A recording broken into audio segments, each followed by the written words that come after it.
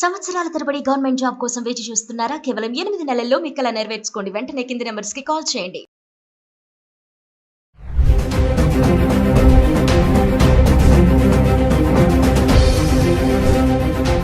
Hi hello నమస్తే, welcome back to Suman TV. ప్రస్తుతం మనతో పాటు ఉన్నారు consumers affairs committee chairman Mandadi Krishna Reddy గారు.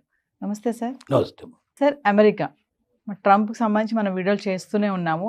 మరి కొత్తగా అమెరికాలో ఉన్నటువంటి భారతీయ విద్యార్థులను భయపెడుతున్నటువంటి కొత్త బిల్, ఓపీటీ బిల్, అది రద్దు చేసేసాడు.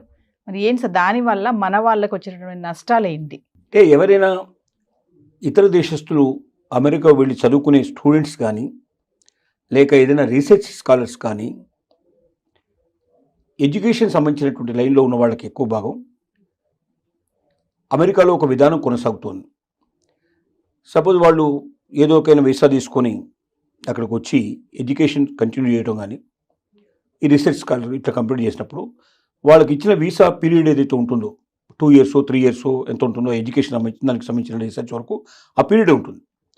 ఆ పీరియడ్ తర్వాత కూడా 1 సంవత్సరం నుంచి 3 సంవత్సరాల దాకా వాళ్ళు అక్కడే ఉండి జాబ్స్ చేసుకుంటూ ఇంకా ఫర్దర్గా ఆ రీసెర్చ్ లోపల ఇంకా ముందుకెళ్ళడానికి కానీ, ఎడ్యుకేషన్లో ముందుకెళ్ళడం కానీ, లేదా జాబ్ ఏదైనా చూసుకోవడానికి పాసిబిలిటీ కానీ దానికి తగినట్టుగా ఒక అవకాశం గతంలో ఉండేది. Minimum 1 year, maximum 3 years possibility కల్పించేవాళ్ళు. ఈ పీరియడ్లో వాళ్ళకి ఏంటంటే వీసా ఉన్నట్టే లెక్క, అంటే వీసా ఎక్స్టెండ్ చేసినట్టు లెక్క. ఒక రకంగా ఓపీటీ అంటే ఇక్కడ వాళ్ళకి వీసా ఎక్స్టెండ్ చేయడం ఒకటేను, వాళ్ళు పని చూసుకోవడానికి ఒక అవకాశం ఉండేది. అయితే ఇది ఎక్కువ ఏంటంటే యూనివర్సిటీలో మాత్రమే ఈ పని చూసుకోవాలనేది, క్యాంపస్లో ఉండాలి. అది వారానికి 20 గంటలు మాత్రమే పని చేయాలనేది ఉంది, కండిషన్ ఉంది. అంతకన్నా ఎక్కువ పని చేస్తే అది నేరం కింద లెక్క. కానీ సహజంగా యూనివర్సిటీలో ఇంతమందికి జాబులు దొరకడం చాలా కష్టం. కాబట్టి ఏం చేస్తారు వీళ్ళు, యూనివర్సిటీలో కాకుండా బయటకు వెళ్ళి పనులు చూసుకుంటారు. 20 hours చేస్తే దానివల్ల లాభం లేదు కాబట్టి, ఎందుకంటే 20 hours అమెరికన్ సిస్టమ్ ప్రకారంగా చేస్తే, అంటే అమెరికన్స్కి ఎంత అయితే డబ్బులు ఇస్తారో అంత డబ్బులు మన ఇండియన్స్ కూడా ఇచ్చేటైతే 20 hours సరిపోతుంది. కానీ అమెరికన్స్కి ఇచ్చే దాంట్లో 1/4 1/3 మనకి ఇస్తారు కాబట్టి అది సరిపోదు. కాబట్టి ఏం చేస్తారంటే 20 గంటలు సరిపోదు కాబట్టి బయటికి ఎక్కువ గంటలు పనిచేస్తారు. ఈ ఎక్కువ గంటలు పనిచేయడం అనేది నేరానికి సంబంధించిన విషయం. అంటే అమెరికన్స్కు ఉద్యోగాలు దొరకకుండా బయట నుంచి వచ్చిన వాళ్ళు ఆ ఉద్యోగాలు ఆక్యుపై చేసుకొని తక్కువ రేట్లకు పనిచేయడం వల్ల అమెరికన్స్ రావాల్సిన జాబ్స్ రావట్లేదు, అమెరికన్ రావాల్సినంత జీతం రావడం లేదనేది అక్కడ ట్రంప్ యొక్క వివాదం. ట్రంప్ ఓపీటీ రద్దు చేయడంలో ముఖ్యమైన కారణం అది. ఇప్పుడు దీనివల్ల ఏమైందంటే లక్షల మంది విద్యార్థులు నష్టపోయే పరిస్థితి ఏర్పడింది. అంటే వాళ్ళకి చదువు అయిపోగానే ఇక వాళ్ళు వెంటనే మూటముళ్ళు సర్దుకొని వచ్చేసేయాలి, వెనక్కి రావాలి. ఏమాత్రం అక్కడ ఉండడానికి వీలు లేదు. గతంలో అయితే ఓపీటీ ఉండడం వల్ల మినిమం 1 year నుంచి 3 years దాకా వాళ్ళు షెల్టర్ ఉండేది. ఆ 3 yearsలో వాళ్ళకి యూనివర్సిటీ లోపల కూడా పనిచేసుకునే అవకాశం ఉండేది, బయట కూడా పనిచేసుకునే పాసిబిలిటీస్ ఉండేది. వాళ్ళు మొత్తం మీద అంటే యూనివర్సిటీ అని ప్రతిబంధకం పెట్టినా కూడా చాలామంది ఎక్కడ చేస్తున్న స్టూడెంట్ వీసా ఉంది కదా ఇతనికి, ఎట్లాగైనా 3 ఏళ్ళు 2 ఏళ్ళు ఉంది కదా వీళ్ళు చెప్పిన ప్రకారం ఓపీటీ ప్రకారం, కానీ ఎవరు కూడా పోలీసు కానీ ఎవరు ఆబ్జెక్షన్ చెప్పేవాళ్ళు కాదు. ఇప్పుడు ట్రంప్ తీసుకుని నిర్ణయం వల్ల ఏమైందంటే లక్షలాది మంది విద్యార్థులు వాళ్ళ ఇండియాకు రావాల్సిన పరిస్థితి ఏర్పడింది. ఖచ్చితంగా రాకపోతే ఇంకో మార్గం లేదు. ఎందుకంటే వాళ్ళని 1 month లోపల వాళ్ళకి ఈరోజు ఓపీటీ రద్దు చేశారు, 1 month టైం ఇచ్చారు. 30 రోజుల లోపల వాళ్ళు 80% ఇండియాకు తిరిగి రాకపోతే వాళ్ళ మీద కేసులు ఫైల్ చేసే అవకాశం ఉంది, వాళ్ళ జైలు పంపించే అవకాశం ఉంది, వాళ్ళ మీద రకరకాల యాక్షన్స్ తీసుకునే అవకాశం ఉంది, ముద్రేసేస్తారు. స్టూడెంట్స్నే కాకుండా సార్, అక్కడ ఉన్నటువంటి యూనివర్సిటీస్ కూడా ఈ బిల్లుతో భయపడుతున్నాయి అంటే ఏం చెప్తారు సార్? ఎందుకు భయపడుతున్నాయంటే యూనివర్సిటీస్ ఎప్పుడు బాగా కలకలాడుతుంటాయి, స్టూడెంట్స్ ఉంటే బాగా కలపడతాయి. స్టూడెంట్స్ని బయటకు పంపించడం మొదలుపెట్టిన తర్వాత ఈ ఓపీటీ సిస్టమే లేకపోతే అసలు ఎవరు చదువుకోవడానికి రారు.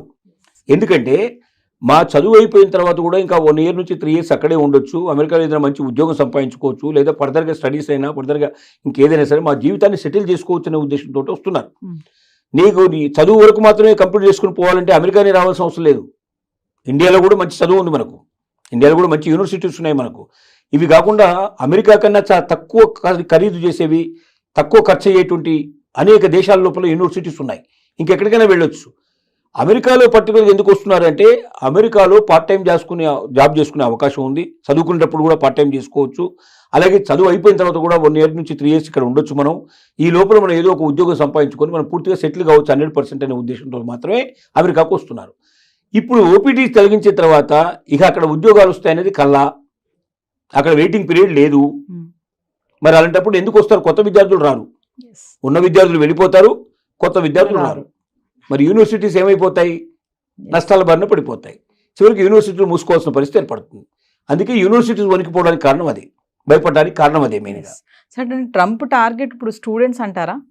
ట్రంప్ టార్గెట్ స్టూడెంట్స్ అని కాదు. ట్రంప్ ఏం ఎలక్షన్లో ఏం వాగ్దానం చేశాడంటే, ఇక్కడ ఉన్న ప్రజలకి నేను ఉద్యోగం కల్పిస్తాను, భద్రత కల్పిస్తాను, ఆదాయాలు పెంచుతాను, ఒక అమెరికాని ప్రపంచ దేశాల్లో నెంబర్ 1 దేశంగా నేను చూపిస్తాను, అప్పులు మొత్తం కంప్లీట్గా తీర్చే ఏర్పాటు చేస్తాను, ఆదాయం పెరిగే ఏర్పాటు చేస్తాను, దేశ భవిష్యత్తే గతంలో ఎప్పుడూ లేనంతగా ఒక ఉన్నతమైన పరిస్థితి, ఒక గోల్డెన్ ఎరా తీసుకొస్తాను నేను అని వాగ్దానం చేశాడు. కాబట్టి మరి అలాంటి స్వర్ణయుగాన్ని తీసుకురావాలంటే ఎక్కడెక్కడ లోపాలు ఉన్నాయో చూడడం మొదలుపెట్టాడు. ఒకటి, ప్రభుత్వ రంగ సంస్థల్ని వీలైనంతవరకు క్లోజ్ చేయాలని డిసైడ్ చేసుకున్నాడు. ఎందుకంటే ప్రభుత్వ రంగ సంస్థల్లో అనవసరంగా ఖర్చే విపరీతంగా ఉంటుంది, కానీ దానివల్ల వచ్చే ప్రయోజనాలు పెద్దగా ఉండదు. ఎందుకంటే అమెరికాలో ఏంటంటే అన్ని రాష్ట్రాలు ఇండిపెండెంట్గా, ఏ రాష్ట్రానికి ఆ రాష్ట్రమే స్వతంత్ర ప్రతిపత్తి కలిగినటువంటివి. కాబట్టి ఏ రాష్ట్రానికి ఆ రాష్ట్రం బతకగలిగే అవకాశం ఉన్నప్పుడు సెంట్రల్ నుంచి పెద్దగా వాళ్ళకి సపోర్ట్ ఇవ్వాల్సిన అవసరం లేదు. డబ్బు రూపంలో ఏదైనా ఇవ్వాల్సి ఉంటే డైరెక్ట్గా ఇచ్చేయడానికి పాసిబిలిటీ ఉంది. దానికోసం డిపార్ట్మెంట్ పెట్టి వేల మందిని పోషించి వాళ్ళకు అనవసరంగా శాలరీస్ ఇచ్చి ఇవన్నీ చేయాల్సిన అవసరం లేదనే నిర్ణయానికి వచ్చి వీలైనంత వరకు ఉద్యోగాన్ని తొలగించడం ప్రారంభించాడు. రెండోది ఏం చేశాడు, బయట నుంచి వచ్చిన వాళ్ళు, వలస వచ్చిన వాళ్ళు ఇక్కడ ఏం చేస్తున్నారంటే అందరు టెస్ట్ వేసుకొని కూర్చుంటున్నారు. వాళ్ళు ఇక్కడ ఇతరుల ఏంటి ఈ అమెరికా మీద వ్యతిరేకంగా కూడా కొంత వ్యతిరేకత కూడా కూడగట్టేందుకు వాళ్ళు తోడ్పడుతున్నారు. తర్వాత ఇక్కడ ఉన్న ఉద్యోగాలు తన్నుకుపోతున్నారు. ఇక్కడ వాళ్ళకు ఉద్యోగాలు ఇవ్వటం లేదు. ఇక్కడ వాళ్ళకి అద్దెకు ఇల్లు దొరకడం కష్టం ఉంది. ఇక్కడ వాళ్ళకి అవకాశాలు తక్కువైపోతున్నాయి. కాబట్టి బయట నుంచి వచ్చే వాళ్ళని ఎంత తగ్గించగలిగితే అంత అమెరికా సేఫ్గా ఉంటుంది, సురక్షితంగా ఉంటుందని అతను భావిస్తున్నాడు. సరే, ఏదేమైనా ఓపీటీ బిల్లు రద్దు చేయడం వల్ల మన స్టూడెంట్స్కి అయితే తీవ్రమైన నష్టమే అనుకోవచ్చు. 100% నష్టమే. విద్యార్థులంతా వెనక్కి రావాల్సిన పరిస్థితి ఏర్పడుతుంది. కొత్త విద్యార్థులు వెళ్ళాలంటే భయపడే పరిస్థితి ఏర్పడుతుంది. ఇక అమెరికా చదువులకి కొంతకాలం స్వస్తి పలకాల్సిన పరిస్థితి ఏర్పడుతుంది. అసలు వాస్తవంగా ఎవరిచ్చినా సలహా ఇది ఇస్తారు. ఎందుకంటే ఏ క్షణంలో ఏం జరుగుతుందో తెలియని దేశంలో వెళ్ళి దేశంగాని దేశం లోపల అక్కడ ఉండి అక్కడ ఒకవేళ ఉండాలనుకుంటే ఒక నెలకి ₹1,00,000 ఖచ్చితంగా కావాలి. ఒక నెలకి ₹1,00,000 కావాలి. అంటే తల్లిదండ్రులు పంపించాల్సిన తప్ప ఇంకో మార్గం ఏముంది? తల్లిదండ్రులు ఎంతకాలం పంపించగలుగుతారు? చదువు అయిపోయిన తర్వాత కూడా ఇంకా ₹1,00,000 నెలకు చొప్పున సంవత్సరానికి 12 లక్షలు 10 లక్షలు ఖర్చు పెట్టాలంటే ఎంతమందికి అవకాశం ఉంటుంది అది? కాబట్టి చాలా మంది పోరు. 100కి 90 మంది 95 మంది వెనక్కి వచ్చేస్తారు. ఒక 5% పీపుల్ 10% పీపుల్ మేబీ డబ్బు బాగా ఉన్నవాళ్ళు పంపించుకునే పాసిబిలిటీస్ ఏర్పడతాయి. Thank you sir.